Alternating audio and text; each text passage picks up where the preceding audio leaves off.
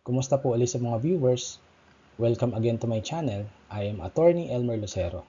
This time naman po, i-discuss natin yung topic ng pagbabayad ng utang. Especially, yung utang ng ating mga magulang na pumanaw na. Are the debts incurred by the deceased parents transferred to the heirs? Sa madaling salita, pwede bang habulin yung mga anak doon sa inutang ng mga magulang na pumanaw na? Sasagutin po natin yan dito sa video ito. You can support me by subscribing to my channel and clicking the notification bell para mas marami pa tayong ma-upload na legal-related videos na kagaya nito. So let's begin. It is provided under Article 774 of the Civil Code of the Philippines that succession is a mode of acquisition by virtue of which the property, rights, and obligations to the extent of the value of the inheritance of a person are transmitted through his death to another or others either by his will or by operation of law.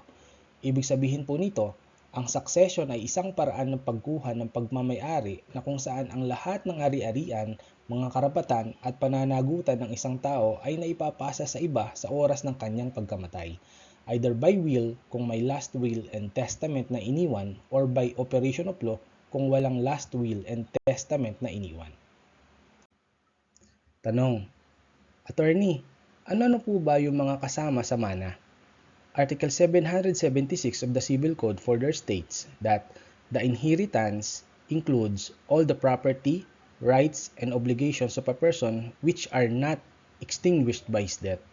Sa makatuwid po, ang kasama po sa ipinamamana ay ang lahat ng ari-arian or property, mga karapatan or rights, at mga pananagutan or obligations ng namatay na magulang.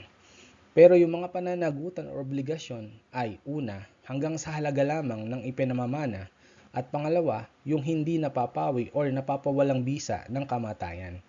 Nakasaad kasi sa ating batas, Civil Code of the Philippines na may mga karapatan or rights at pananagutan or obligasyon na napapawalang bisa dahil sa pagkamatay ng tao, kagaya ng legal support, parental authority, contract for a piece of work, partnership, at agency.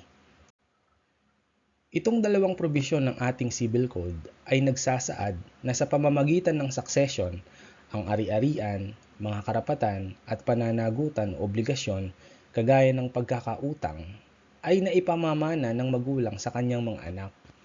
Pero yung mga obligasyon na ito, gaya ng pagkakautang, ay limitado lamang sa halaga ng ipamamana. And creditors may only go after the estate of the decedent and not after the heir in their personal capacity. Sa makatuwid po, hindi ibig sabihin na yung mga nagpautang ay maaari na nilang habulin yung mga anak o tagapagmana ng namatay sa kanilang personal na kapasidad. Ang maaari lamang habulin ng mga nautangan ay yung mga naiwang ari-arian ng namatay na magulang.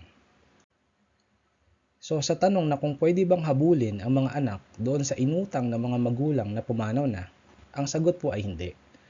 Ang pwede lamang gawin ng mga nagpautang ay mag-file ng claim against the estate of the deceased parent. Ibig sabihin, magpapile po sila ng demanda sa korte para habulin ang mga ari-arian ng namatay na magulang. Dahil ang kanyang mga ari-arian ang dapat managot sa pagbabayad ng mga natitirang utang, hindi yung mga anak o tagapagmana. Sana po naliwanagan kayo sa munting video na ito. Maraming salamat po.